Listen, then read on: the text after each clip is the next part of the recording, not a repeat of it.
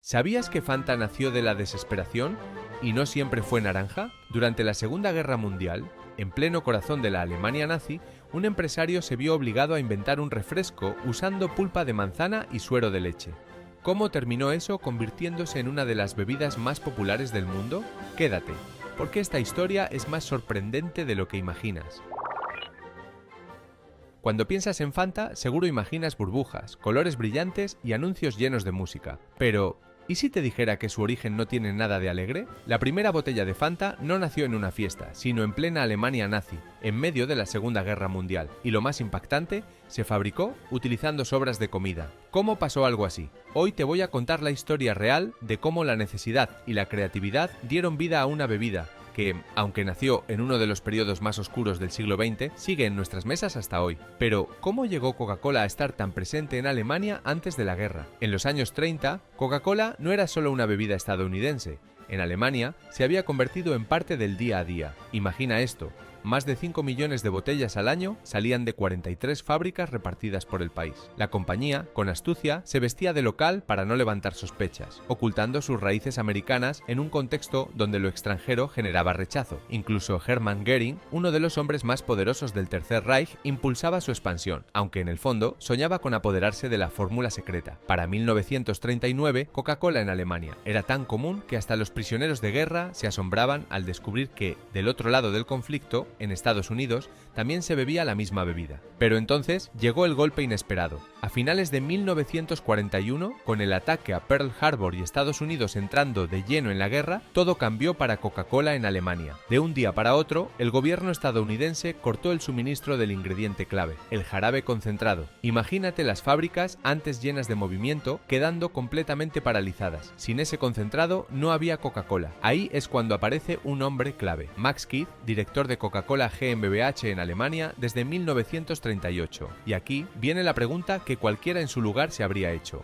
¿Cómo mantener vivo un negocio que depende de un ingrediente que ya no puedes conseguir? La mayoría se habría rendido, pero Keith eligió otra ruta: crear un refresco totalmente nuevo usando solo lo que tuviera a mano en plena Alemania en guerra. Y esa decisión cambiaría la historia para siempre. Por cierto, si te está gustando este vídeo, te invito a que te suscribas y a que le des like. No te cuesta absolutamente nada, son solo 2 clics, suscribirse y like. Venga, vamos, venga. Así que Max Keith tenía el desafío: crear un refresco sin Coca-Cola, en plena Alemania de guerra. ¿Cómo lo logró? La respuesta es casi de laboratorio secreto. Keith reunió a químicos e ingenieros y les dio una misión: inventar una bebida gaseosa usando solo ingredientes locales, sin recurrir a nada que estuviera racionado. Lo que siguió fue una serie de experimentos que hoy nos parecerían de otro mundo. Mezclaban pulpa de manzana sobrante de hacer sidra, suero de leche de queserías y cualquier resto frutal que pudieran encontrar, todo endulzado con sacarina y un toque mínimo de azúcar. El resultado, un líquido beige translúcido, más parecido al agua de una Macedonia exprimida que a la Fanta naranja que hoy conocemos. Pero todavía faltaba algo esencial: un nombre. Keith, con la creatividad a tope, organizó un concurso entre sus empleados. Les pidió que dejaran volar su fantasy y fue precisamente esa palabra la que inspiró a Joe Knipp, un veterano vendedor, a soltar de golpe: Fanta. Así nació el nombre, directo de la palabra alemana para fantasía. No tardaron en registrar la marca y poner en marcha la producción. Incluso cuidaron cada detalle. Diseñaron una botella exclusiva y, para ganarse la confianza de los consumidores, añadieron una frase clave en la etiqueta: es un producto de Coca-Cola GmbH.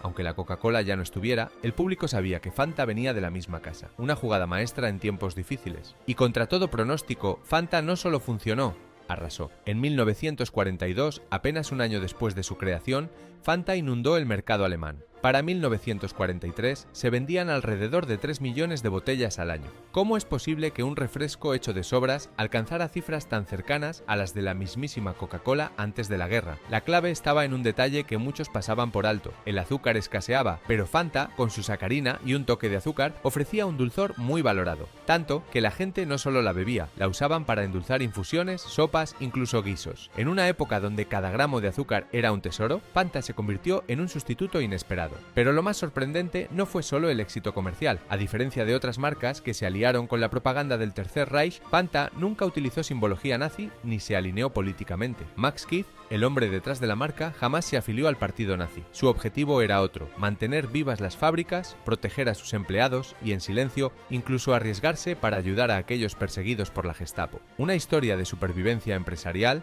sí, pero también de integridad en tiempos oscuros. Pero aquí surge una pregunta inevitable. ¿Max Keith fue un visionario empresarial o un colaborador encubierto del régimen nazi?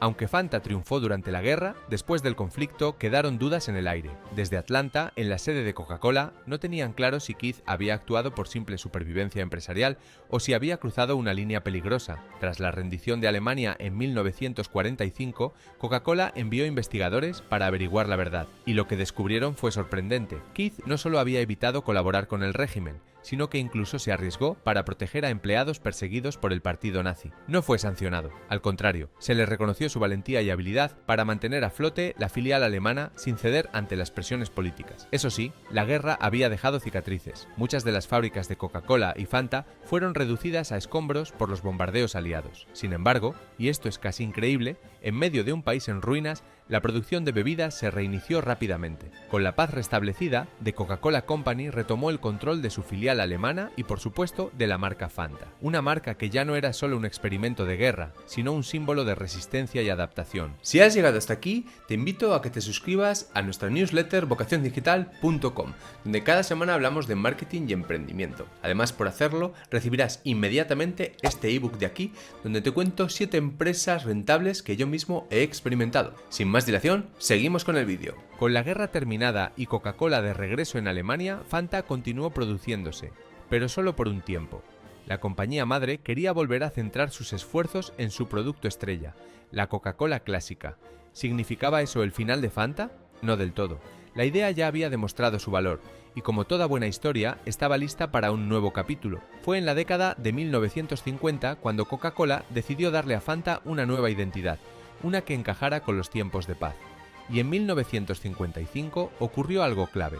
Nació la Fanta de naranja, presentada por primera vez en el mercado italiano, aprovechando los cítricos locales de Nápoles.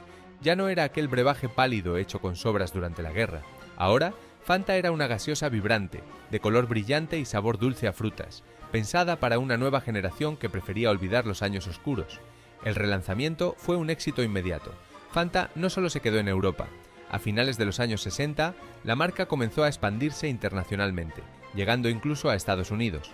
Irónicamente, el país que había propiciado su nacimiento al cortar el suministro de Coca-Cola durante la guerra, ahora recibía con entusiasmo esta nueva bebida. Para entonces, Fanta ya ofrecía varios sabores y se había consolidado como una de las marcas más importantes dentro del catálogo de Coca-Cola. Un giro inesperado para una historia que había comenzado entre escombros y escasez. Hoy, cuando levantamos una botella de Fanta, pensamos en juventud, diversión, colores vibrantes, y no en guerra, ni en escasez.